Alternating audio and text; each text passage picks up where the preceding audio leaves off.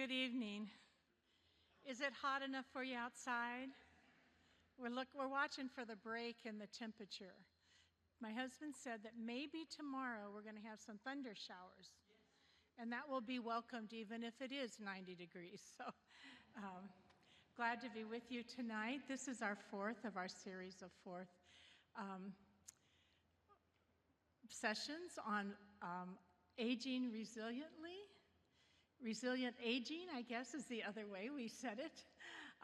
And I just wanted to let you know that it is sponsored by the Abundant Health Ministries of the Oregon, Idaho Annual Conference of the United Methodist Church. And with the recordings that Pam is providing to us as she edits them and makes them wonderful,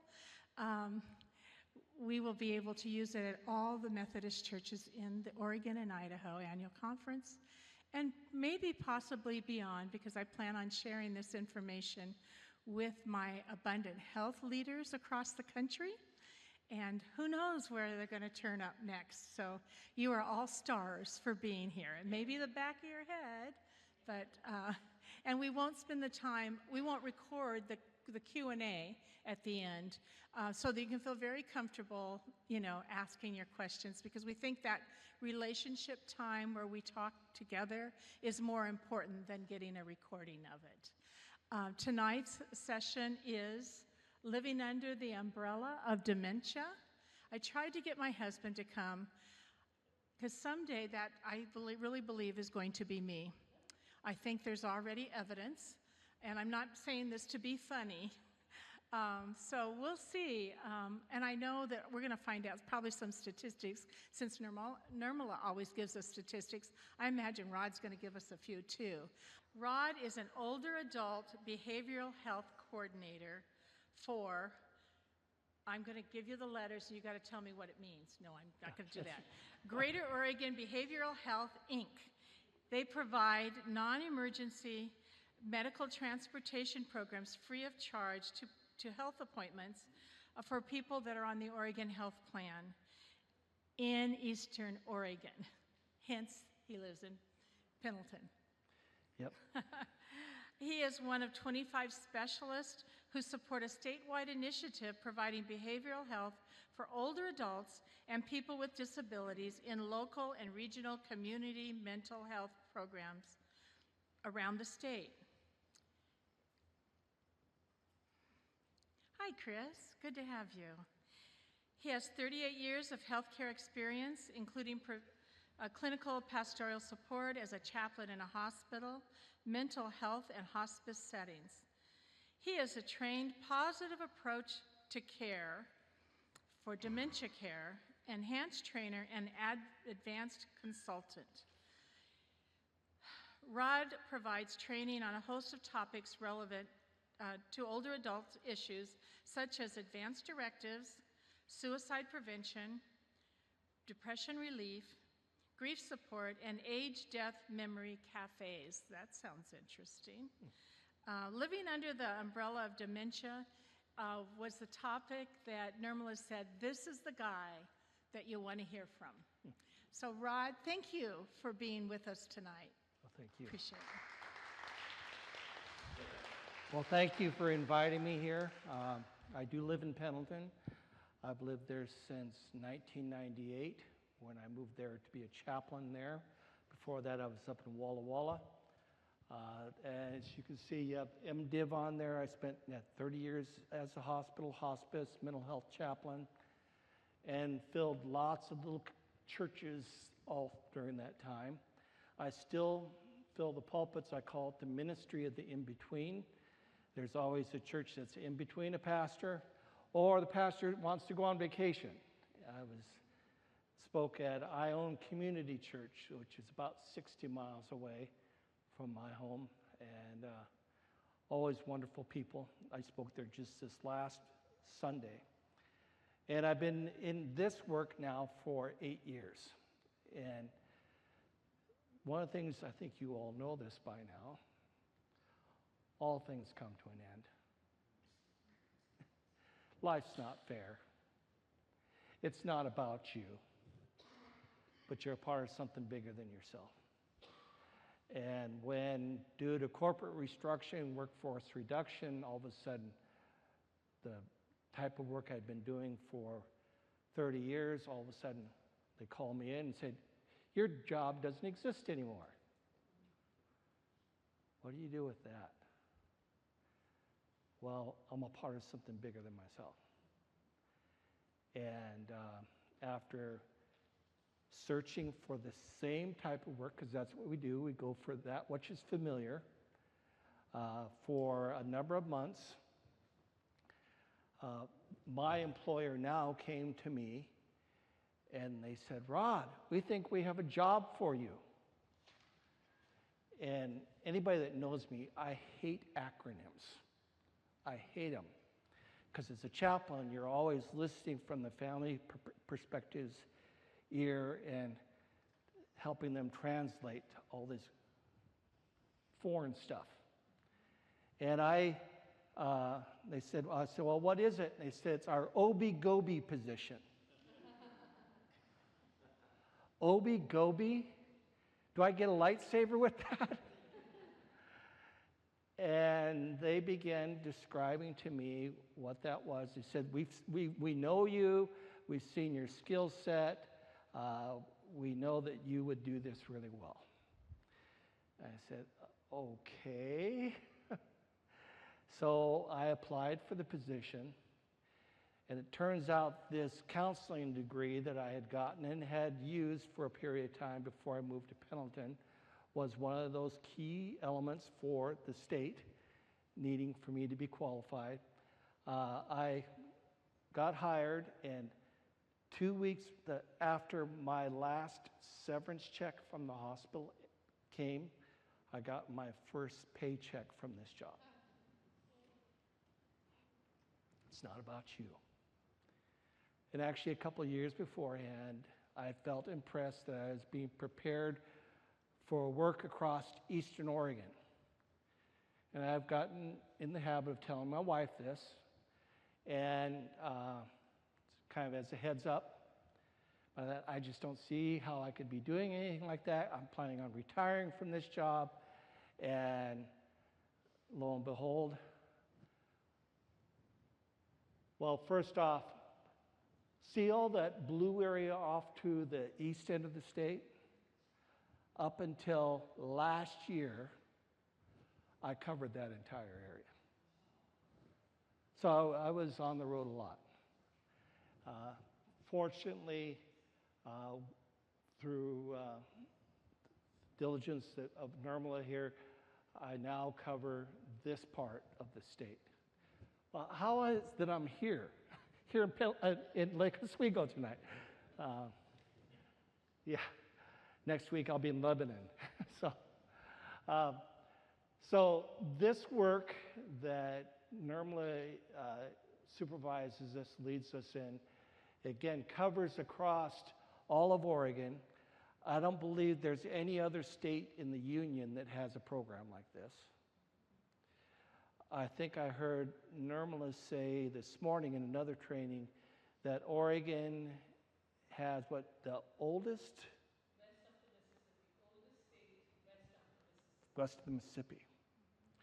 So one of the things the state legislature recognized is that we've got a lot of older adults, more on the way, 11,000 turning 65 every day in this country right now. There's more older adults 65 and above than 18 and under in this country right now. So our job is to promote collaboration, coordination, provide care consultation, and provide education to the workforce and to community members on a whole host of topics. And you heard some of the things that I end up doing. And so it keeps us pretty busy, but now we're talking about dementia. Dementia. Those living with dementia. So to give you a little bit of a, let's see, 1, 2, 3, 4, 5, 6, 7, 8, 9, 10, 11, 12, 13, 14, 15, 16, 17, 18, 19. I'll say 20. So let's do count off here on 1, 2, 3, 4, 5, 6, 7, 8, 9, 10, 11, 12, 13, 14, 15, 16, 17, 18, 19, 20.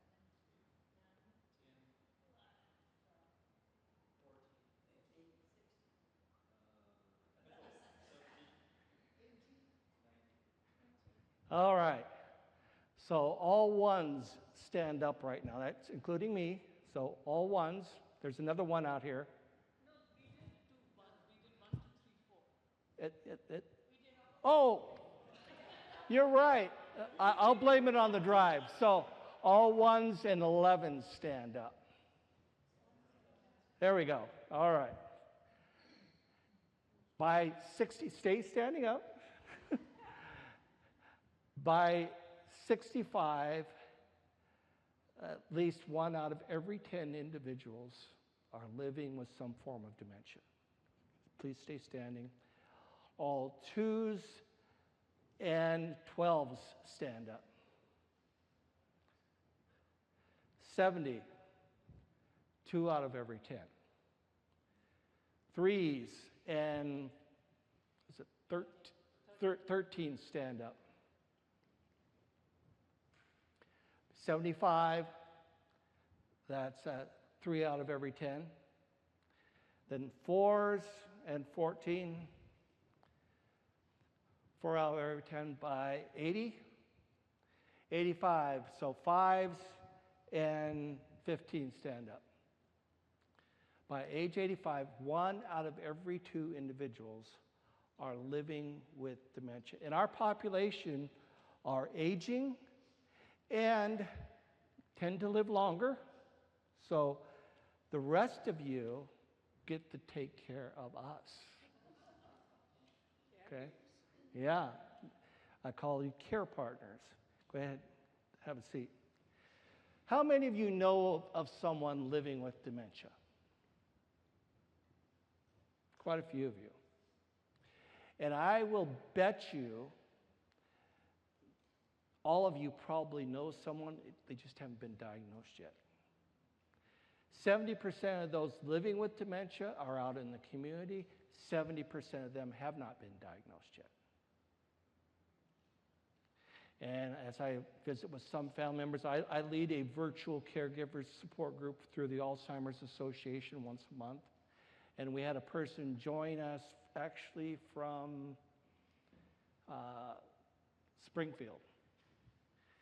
And she said her spouse refuses to get assessed. He doesn't believe he has it, and thus will not seek help. So she's coming online and joining us secretly in another room, trying to get information, trying to understand what's the next steps. So, okay, Teepa Snow, a certified trainer through, you probably have heard her. You can Google her, you can look up on YouTube. There's lots of videos. She's a real dynamic person.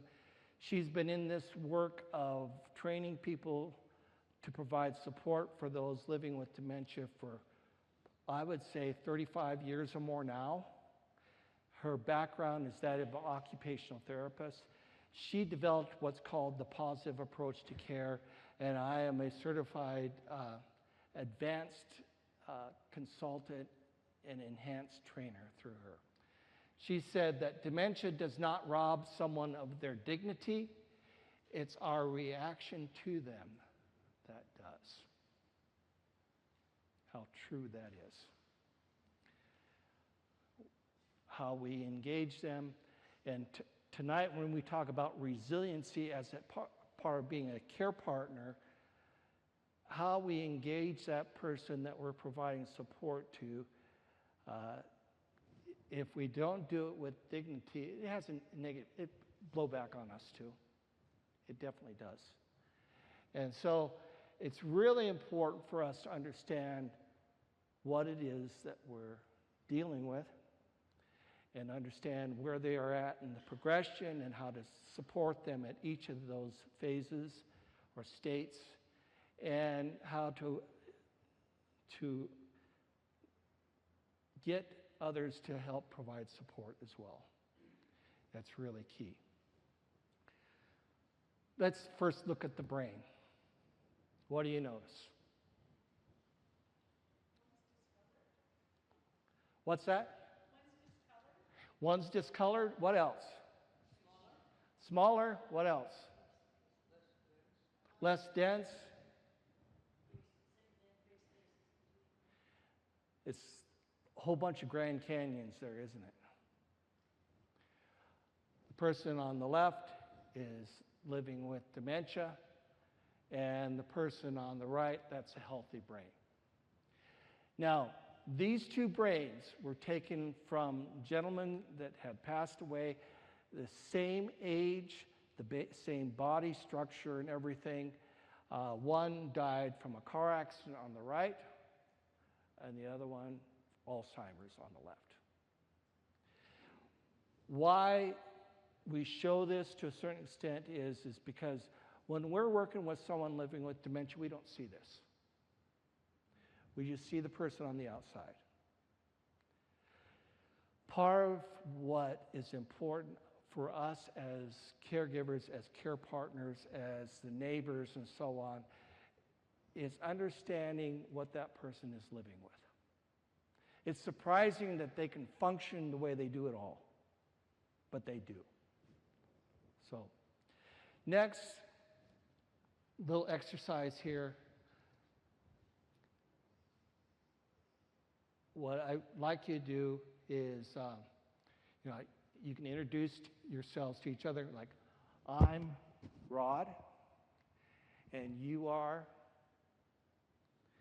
and then, so you can introduce to each other that, and then say, my day, and then I want you to show either thumbs up, thumbs down, or so-so, like that.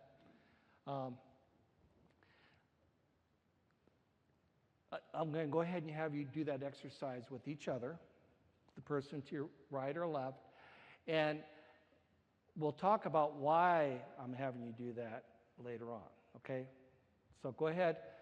We're introducing yourself, but we're also doing a visual, okay?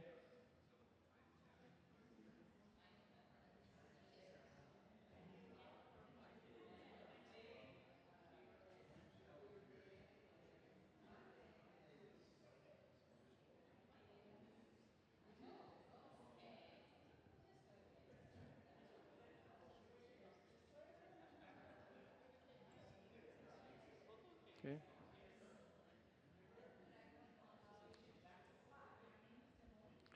Okay. No, we're supposed to show where you're at right now, okay? Whether it's this, whether it's this, whether it's this, okay? The other person needs to see it. All right, thanks. Now, I'll explain why we went through that a little bit later. I'm the only one that doesn't have, I think, a name tag here, but we're fine now, but pretend that it's here, okay? When we're working with a person living with dementia, it's the polite thing to do lots of times, wearing a name tag, okay? So let's listen to Teepa when she talks about living under the umbrella. When we talk about dementia, we need to be thinking about a great big umbrella term. A great big umbrella, as a matter of fact, that we find underneath that umbrella approximately 85 to 90 different conditions, forms, causes of this thing called dementia. And dementia is not maybe what you think it is. It's more, and it's different. Alzheimer's is under there. It's certainly one of the big boxes under there, but it's not the only box.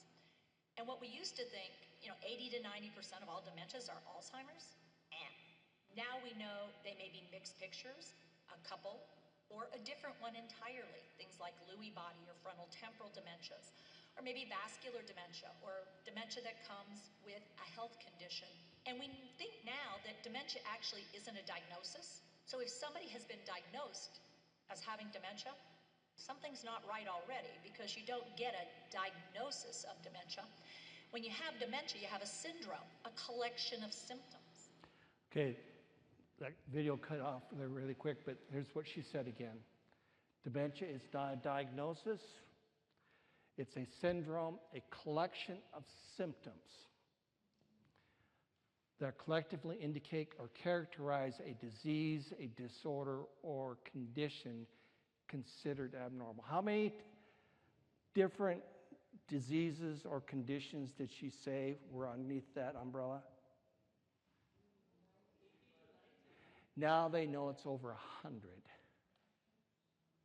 Over 100 different diseases or conditions that all have the collection of symptoms that we would classify as dementia.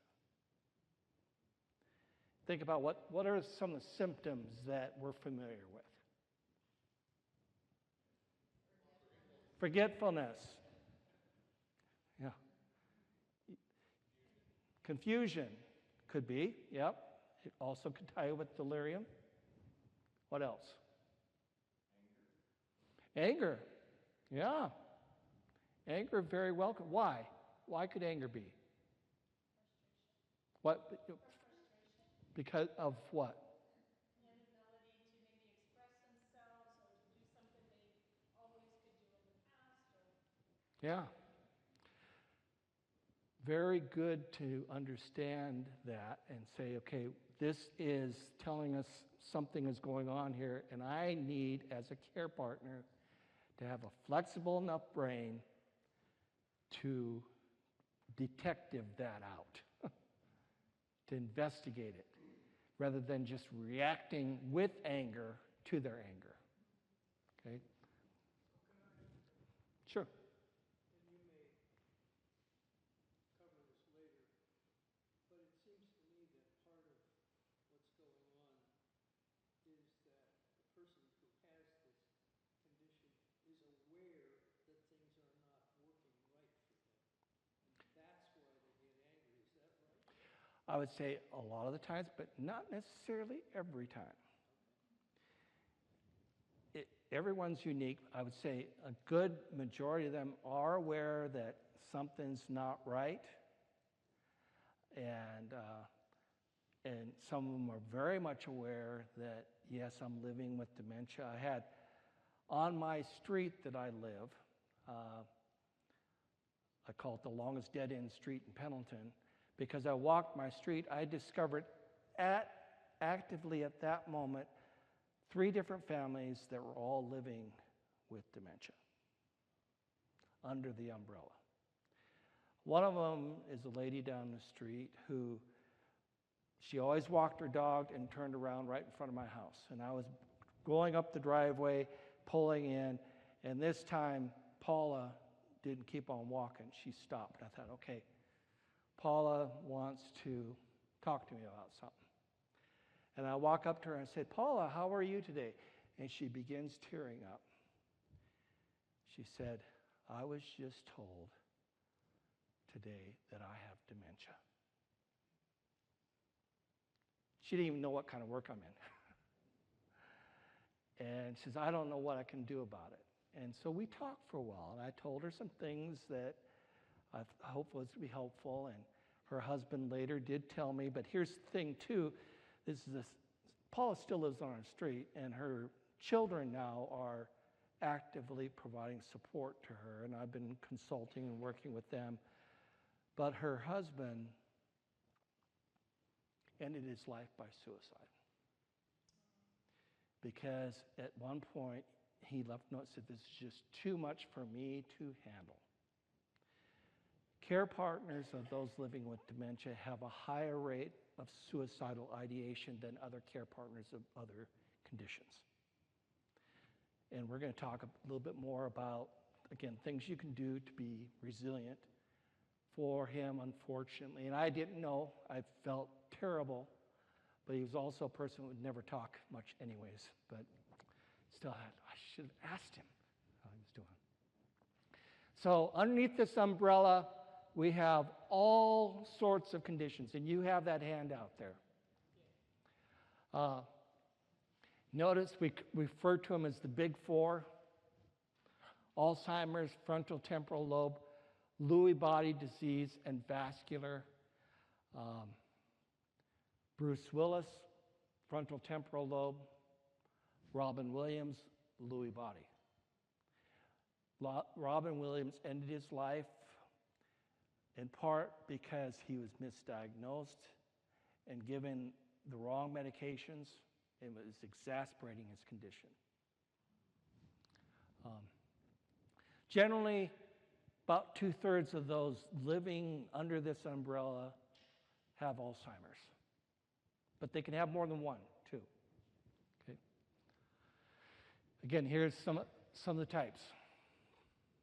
Quite a few. Some you would never even think about that are there. So.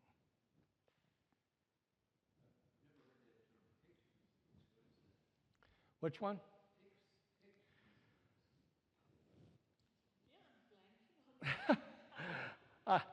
I've looked up these before, and then I don't remember. Good chance to look that up, but again, there's over 100 different conditions. Now we're going to look at 4 truths when it comes to dementia.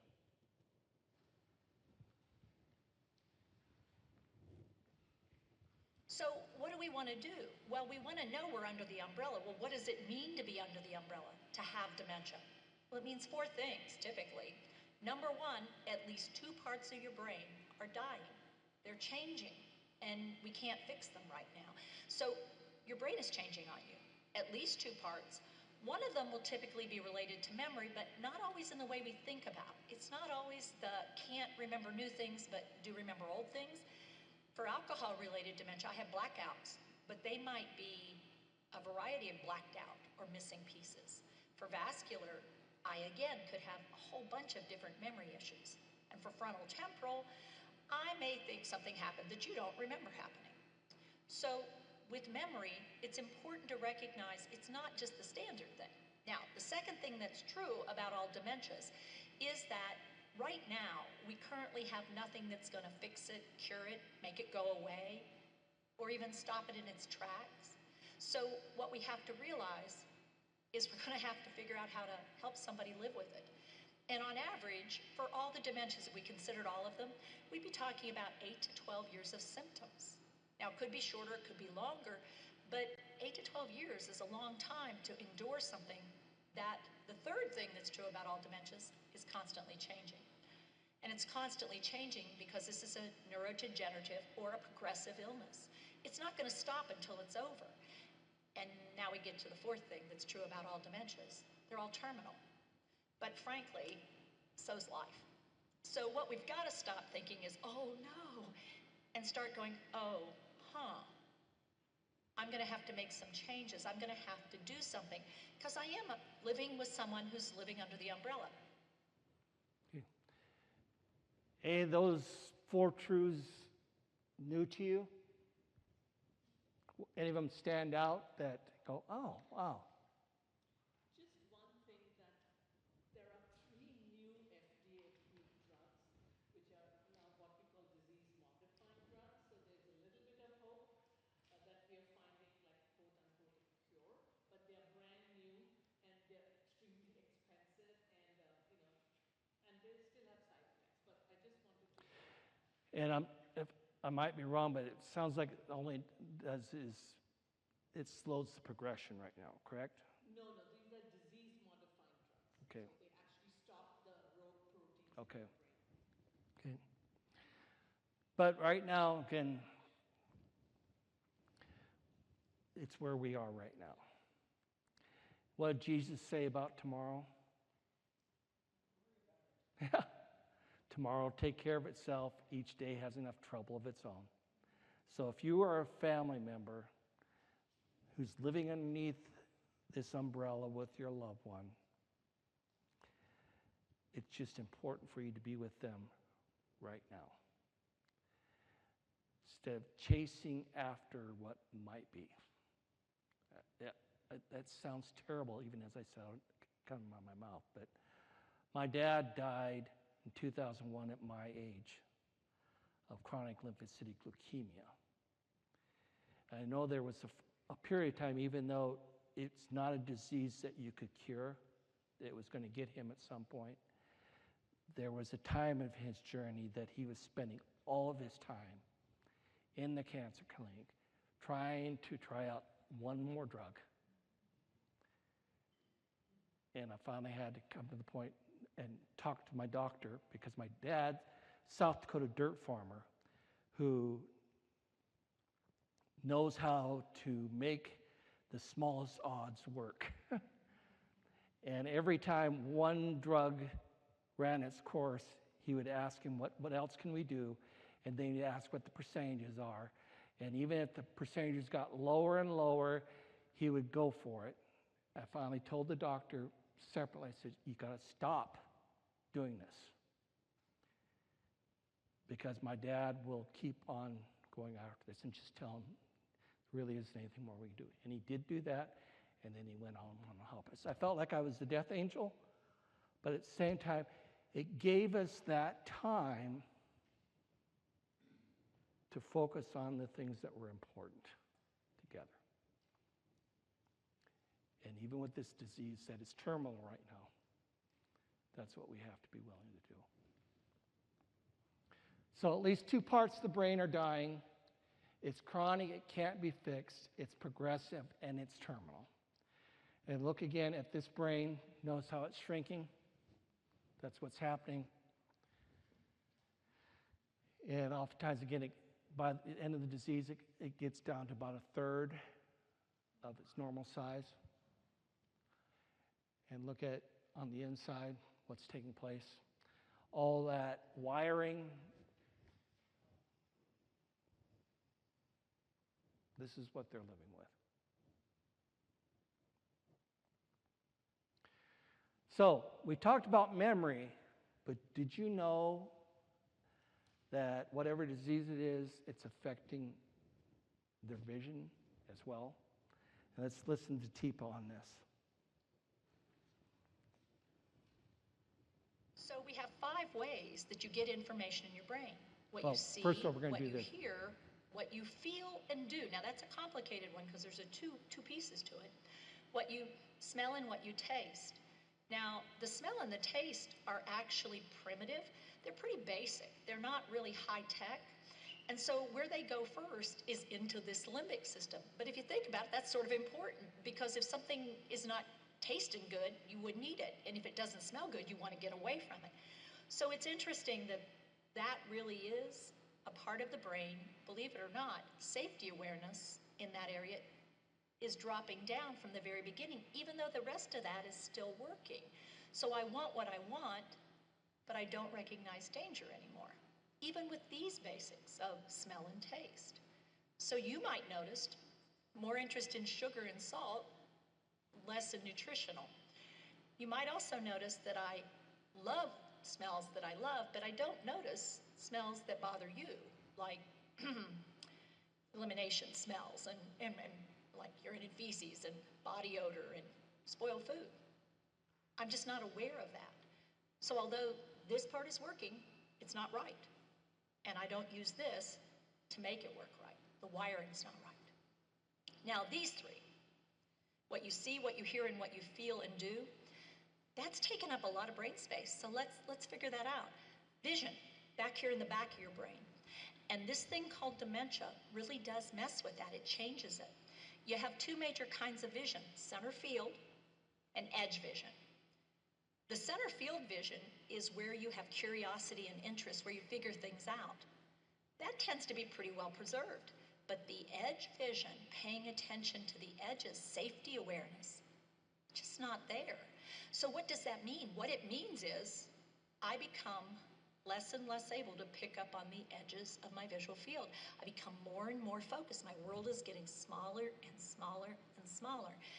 And even in the early stages of the disease, I can go from a visual field like this to a visual field like this. Okay, that's really important. We talk about anger. Let's see. Emily, could you come up for a second, please?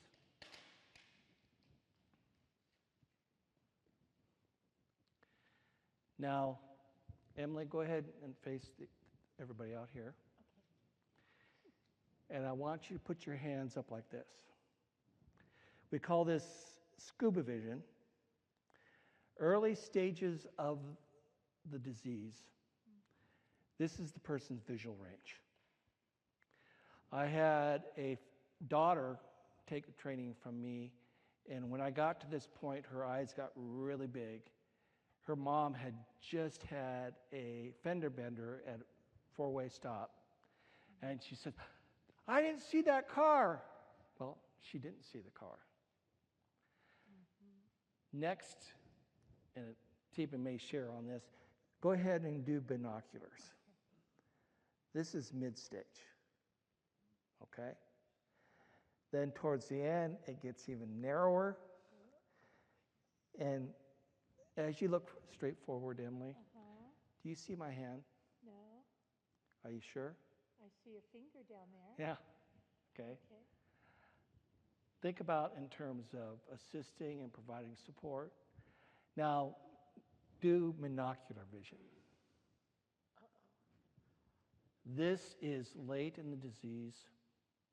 This is the visual range. So you can imagine if this is what you're dealing with, and there's other things that they're dealing with as well, how you become reflex-oriented, you react to things, you're not understanding what's going on around you. And go ahead and look forward. Let's just do binocular again. Okay. Hey, Emily. It feels freaky. How are you doing? I'm just a friendly caregiver here. Yeah, but again, as a care partner, if I'm not aware of that, how's Emily going to react? Wham. Anger. Thank you, Emily. You're welcome. So, what's that? Out of fear. You know, in October, sometimes we go to these haunted houses because we want to get scared. But it's a controlled environment, so we know we're not going to get hurt. We still want to get scared. Things touch us, you know. Folks that are living with dementia didn't sign up for that. Okay. And I do a whole training relating to this too. We call the GEM states, and how to provide support at each level when it comes to visual range. But we're going to look at a little bit of this tonight. So again, the back of the brain. This is what's impacted right back here, the occipital lobe here. So there's loss of the peripheral. So if you put your hands straight out right now, don't hit each other. Put your hands straight. I know when I was in my 20s and I put my hands straight out and I wiggled my fingers, I could see them. But I've got to bring them in just slightly now as I look forward to see them. My processor has slowed down. I'm wearing contacts too, but my visual range has narrowed a little bit as I've gotten older because my processor has slowed down. That's normal aging, but for a person living with dementia, it gets into here. And it gets into tunnel, binocular, and then it even gets into object confusion and so on. Now, let's look at auditory.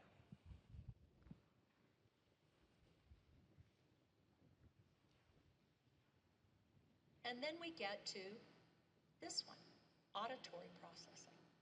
Now, I hear things, and you hear with your ears, but you process right above that, the temporal lobes. The interesting thing in the human brain is one side is not the same as the other.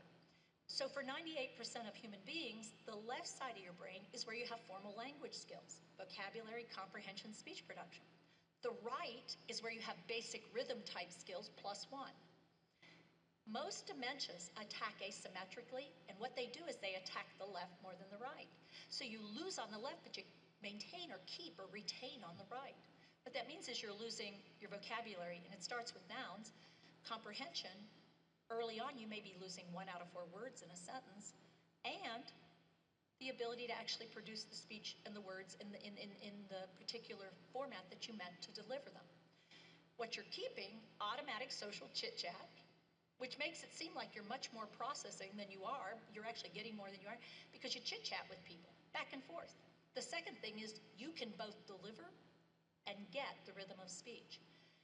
Third thing is that you have music, poetry, and prayer. Now, that's a gift because you can do those things. You can sing when you can't talk anymore very frequently because that's preserved. And you learn the music as a song, and it's there. You can also move rhythmically. That means you can dance and clap, and you can move automatically better than you can plan a movement out because that requires thinking skills that just won't come together for you.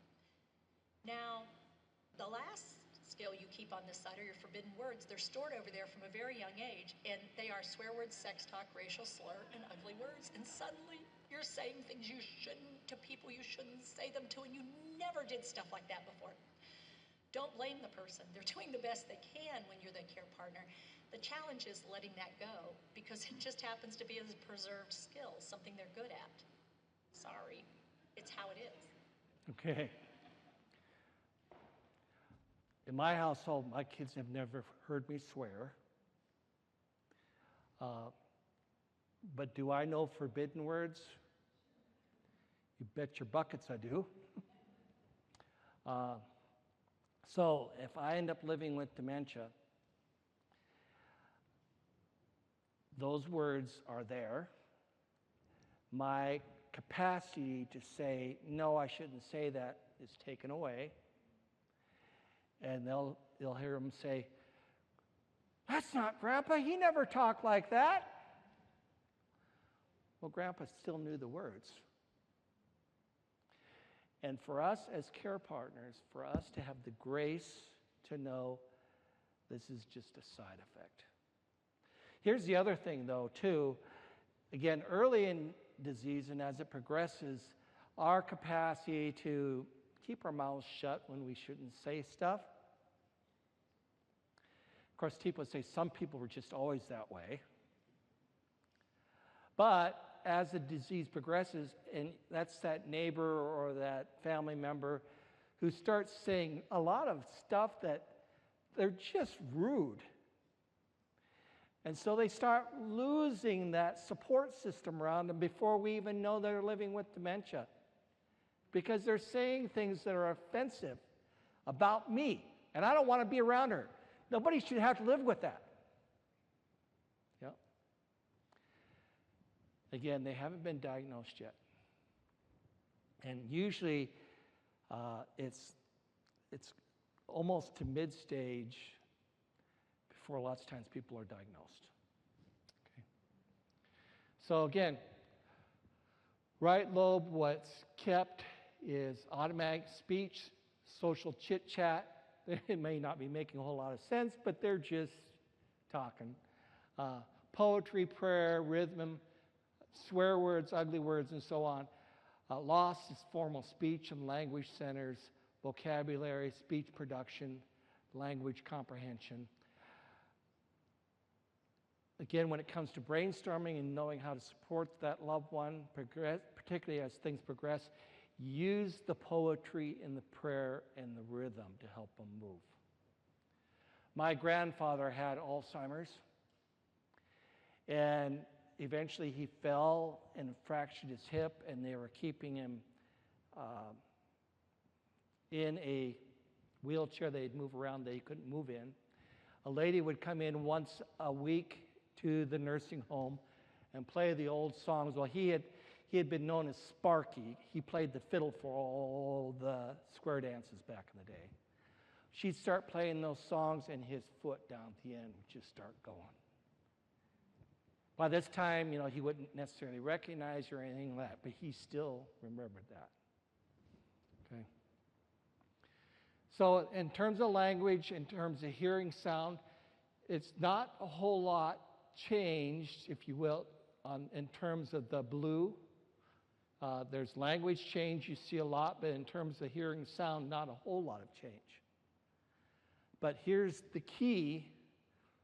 We may think that they're not hearing us, but what's happening is they're missing at the very beginning about 1 out of every 4 words. About halfway through, 2 out of every 4. Towards the end, they're only picking up about 1 out of every 4. And the best way to understand this,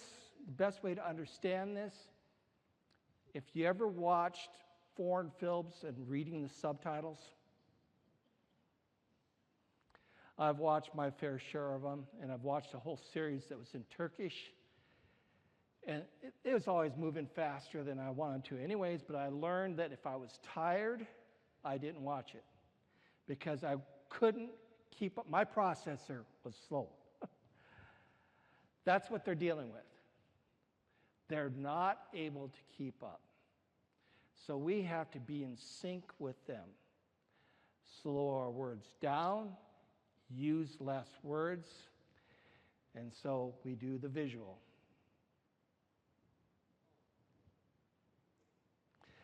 Teepa pointed out, 5 ways we take in information. Visual is the first and primary way we take it. But as we know, that even vision, as far as range, is affected. So what we have to do then, recognize, again, the way we're taking in the data. So visual is engaging in public space. They're aware of us about at least 6 feet away. Think about bumping into each other in the grocery store or in the farmer's market or in other public places. We see them there. Then personal space is anything 6 feet away, so 2 arms lengths away, is personal space where we can have conversation, what we hear. It's kind of hard having a conversation with the person way over there, we get closer. Then intimate space is what we can touch. Arm's length and closer is intense closeness, what we touch and feel. And understand this, when a person's progressing with dementia, if they can touch you, it's theirs. So whatever you're presenting to them in their visual range, if they touch it, there's none of this, oh, that's you and that's me. It's all mine. I've got grandchildren right now, and I see that all the time, right? There's no sense of you and me. So one of the things that we do in terms of communicating and living with dementia, we do what's in terms we call hand under hand. We start with a handshake. And Nirmala, could you come up here, please? So we're going to do it this way. We're all used to doing this in our culture. So I reach out. Notice I'm about 6 feet away, okay? Now, what I've done, even right now, when I've reached out my hand, Nirmala reached out her hand right away. What does she just visually communicate to me? Anybody? It's okay for me to engage her.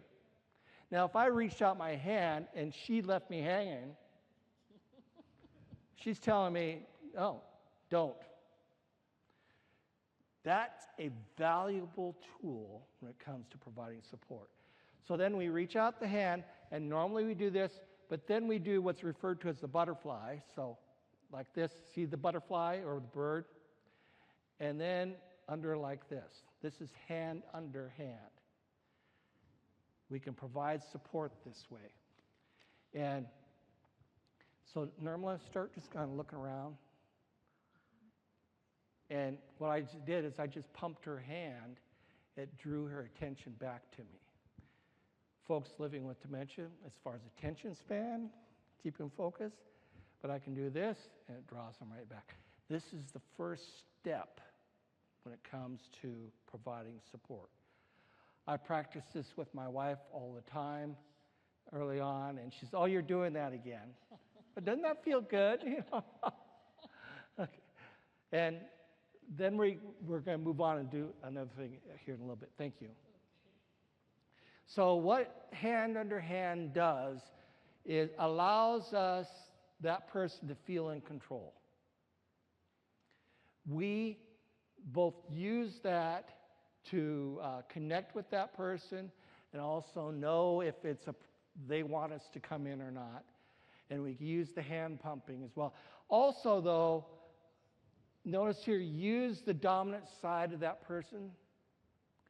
I was doing a training down in Lakeview with staff down there, and I was a person living with dementia, and a staff person was practicing with me. and they were doing hand under hand, and they were over here on my right side. And I looked, I thought, this does not feel right. And I looked at her, no, she's doing everything right, but it just doesn't feel right. And I realized I'm left-handed.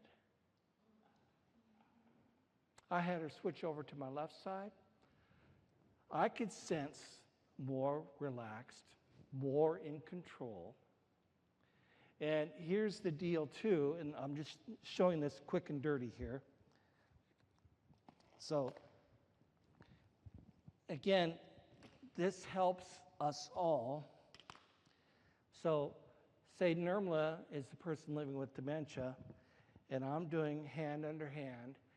Lots of times I've seen in care facilities, it gets to the point when we're feeding them like that. An activity of eating, which unfortunately I can say I enjoy a lot, but it gets to this point, it becomes torture because you're doing this to me. And when you think about the binocular, you're not even seeing it coming lots of times.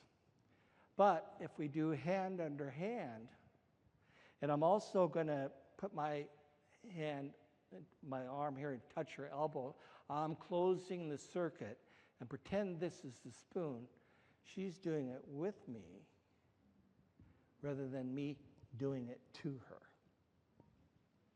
And by closing the circuit, she is able to be aware that it's coming more too. Okay?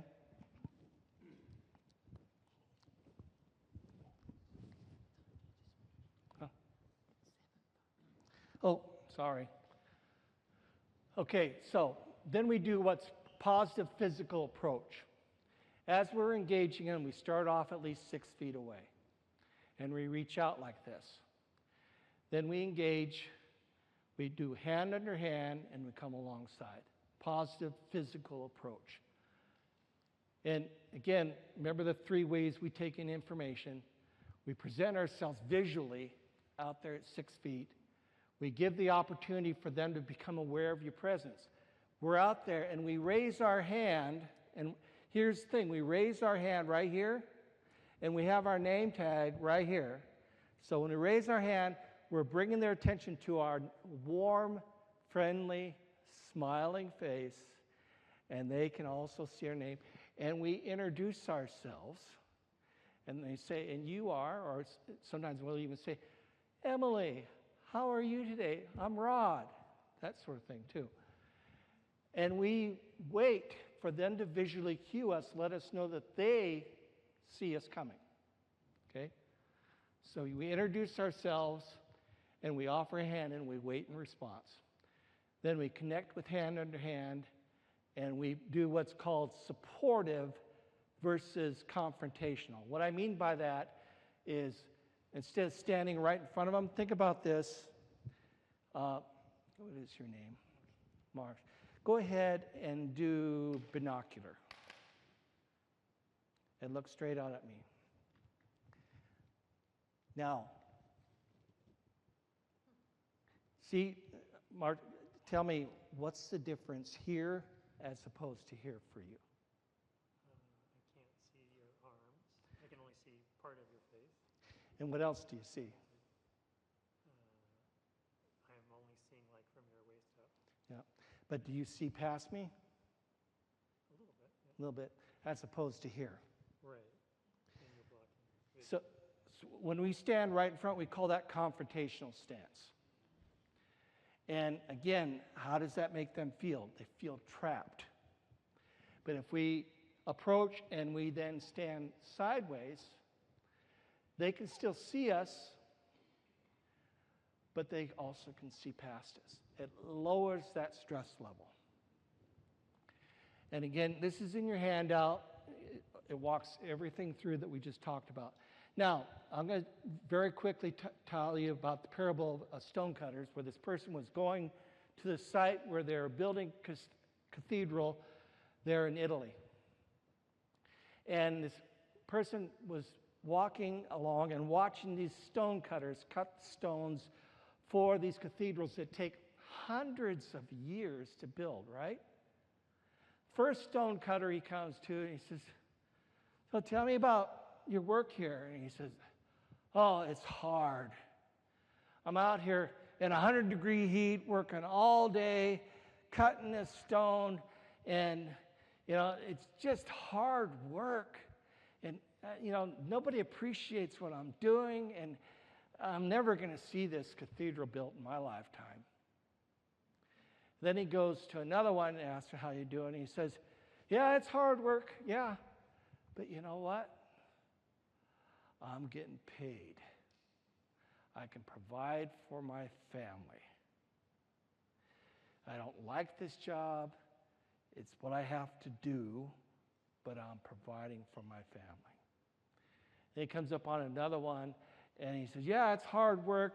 Not everybody can do this work. But what I am doing is just as important as the person decides. If I don't cut this stone right, this whole cathedral is going to fall. And me and then my sons and the next generation, they're all going to do this. And it's going to be a monument to the hard work of what we've done. That story basically exemplifies the difference in terms of how we approach caregiving. One is that of being a resentful caregiver.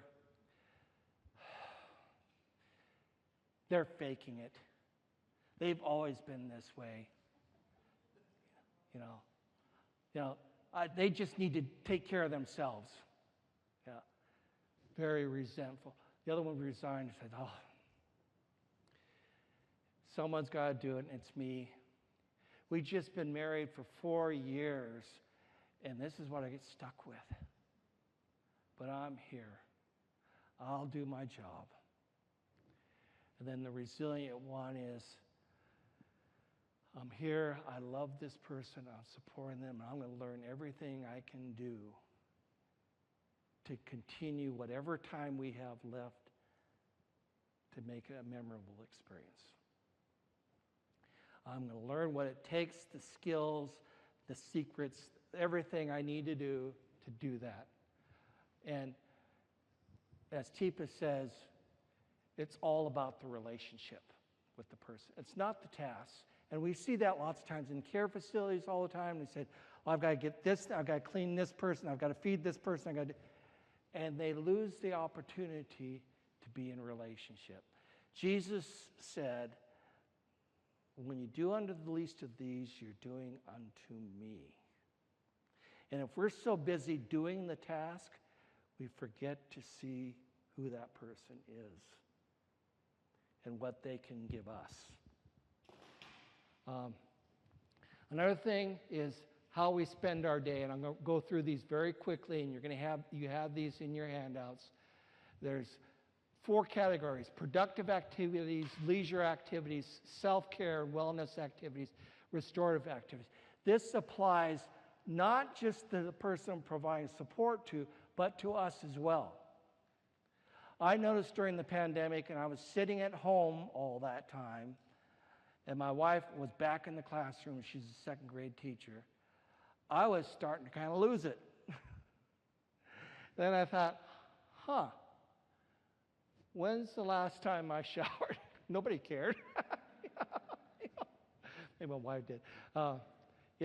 When's the last time I did the things that were positive, that filled my day? And I realized, again, being intentional about this gives a sense of value. How can we engage and help that person still feel like they have value in what they do? What I do still matters. My father, I mentioned before, when it came to the last point where they said there's nothing more that can be done, when the family left the room, he told me, maybe it's just time for me to take the pill. We hadn't had this conversation. And what I asked my dad, I said, Dad, why are you thinking about taking the pill? Death with dignity. And he says, my whole life I've always provided for my family. Now I can't. I don't want to be a burden. I said, Dad, well, you'll still be providing for us. You'll give us the opportunity to exercise what you've taught us. But also, you'll have the opportunity, if you want, to teach us what it's like to face death, because all of us are going to be there. And me and your grandchildren would love to learn from you. He said, okay. There was lessons he taught us. There's leisure activities. Again, each day, make sure that you are scheduling these for that person.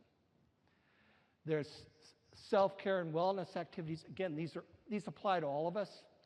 And then there's rest and restorative. Are you getting your 7 to 8 hours of sleep every night? Very important. What is it you do to energize your spirit? Teepa says, you can't pour from an empty cup. Take care of yourself first. And in your handouts, it might be a link. You have Teepa's 10-minute stress tamers that you could do. But an in-person Alzheimer's support group I was at, we talked about this. Self-care isn't an option, it's a necessity. I always say 6 months before you know you need support from others. Before you know it, you should have found that 6 months before. And so you need to put on your mask first. We always talk about that. So what does your oxygen mask look like for you? That's a question you need to ask yourself. What does your oxygen mask look like in terms of restoring your spirit, in terms of reviving? What is that for you? Again, how you fill your day, look at these categories. How do they fill their day? One of the categories there is waiting. They're waiting on you. They spend a whole lot more time waiting for someone else to help them fill their day. And as care partners, we need to be able to be intentional and have those activities for them. Third, you need to have your team, and you need to identify them early. In the book, Resilient and Sustaining Caring, she shares these, overcoming these silencers. I don't have time or energy. No one else seems to need help, so why should I? I don't want to bother anybody. I'm the only one who struggles. Others will think I am weak. I need to succeed on my own. It reminds me of this scripture from Paul says, but watch yourself or you also will be tempted. Carry each other's burdens. And that literally means coming alongside, one side picking up a burden, the other side picking it up too. Care partners. In this way, you fulfill the law of Christ. If anyone thinks they're something when they're not, they deceive themselves. You think you can do it all your own? You're deceiving yourself. Okay? So third, also when it comes to building your team, is the team? They're your care partners. Identify the tasks. And there are these tasks, and I'm going to just pass them around that you can look at. They include tasks that fill our everyday. Think about in your home what your spouse does and what you do. And you'll be able to get those there on a link. But you need to look through your tasks of daily life and when they're done and how often, what you do, what the person that's living with dementia does, and who's going to do them as you get to the point where you're living the 36-hour day and you can't do all these things. Think about it ahead of time. Write those tasks down. Begin assigning them to your kids, to your neighbors, to others. Lots of times the reason why neighbors or friends won't help because they don't know what to do. Give them these tasks to do. And I love this quote from Mitch Albom. He says, strangers are just family you have yet to come to know. Give them opportunity to become your family. And I'm not going to spend a lot of time on this because I know we've gone over. But when an activity happens and you walk in and that person surprises you, instead of reacting to them, you need to step back and pause and ask yourself, what's going on? What has changed? Lots of times it's maybe they've progressed a little bit more and they're doing something different. Why is it? Ask those questions. Then think about what you can do differently and try that option out. And what we're going to do here is just very quickly see Teepa role-playing basically a person that's moved to the amber state and how the care partner sees what she's doing. He has an agenda that he wants to do, but he's paying attention to what's going on with her and pausing and adjusting. So let's watch it. And we've got just 2 more slides after this. Hey, Teepa. Hey. Hey, baby. Hey. Yeah. You here? Teepa, here. Yeah. Oh. Oh, yeah. Yeah. Yeah, got a place for him right there. There. Yeah. Yeah. Look at that. You do that? I see that. Yeah. Yeah. And that goes here. Yeah, the blue one. And then that one. That Oh, goes the other green one. Yeah. Yeah. Yeah. Yeah. Teepa, Yeah. something to drink? Visual cue. Well, hey. Hey. This here, see? Yeah, I see. Yeah. So cool, aren't they? Oh, those go. Those go There. Those go there. Because that's 1, 2, 2, 3, 3, 4. 4. And this, That goes this is there. Goes there. Yeah. Teepa. Let's get something to drink. Get it? Drink. Got right here. Oh, Yeah. oh, there's the drink. That's a drink. I got it. You got it? Yeah. That's Yeah. thank you. You got it.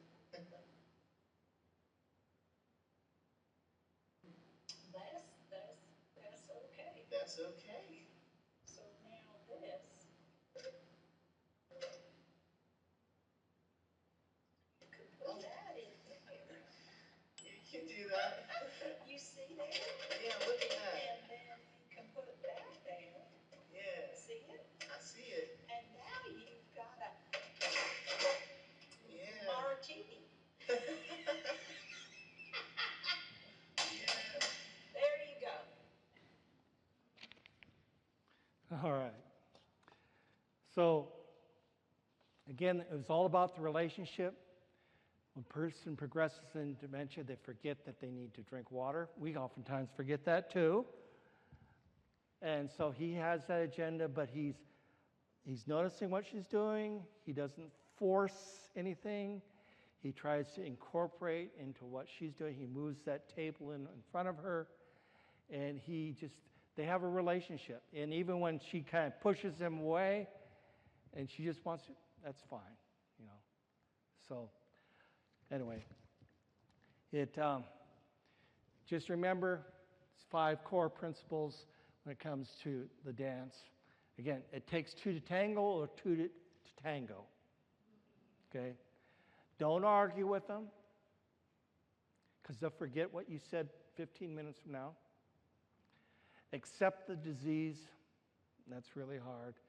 Nurture your physical and emotional health, because if you don't do that, you can't be there for them. Use creative problem solve, kind of like what you just saw right there. And then enjoy the moments with your loved one, because ultimately, that's all that matters. They will forget and not remember what you did, but they will remember how you made them feel. Okay? Thank you. I'm also going to pass out this around.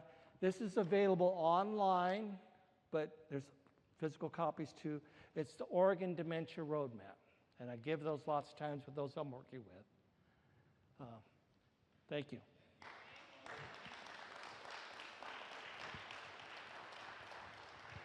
Sorry about putting you over a little bit there. So if you'd like to stay a little bit, we We are having watermelon and a special treat tonight. And of course, there's tea and ice water as well. And just a chance to visit a little bit. We're hoping that you'll be willing to spend a few minutes with us. Thank you.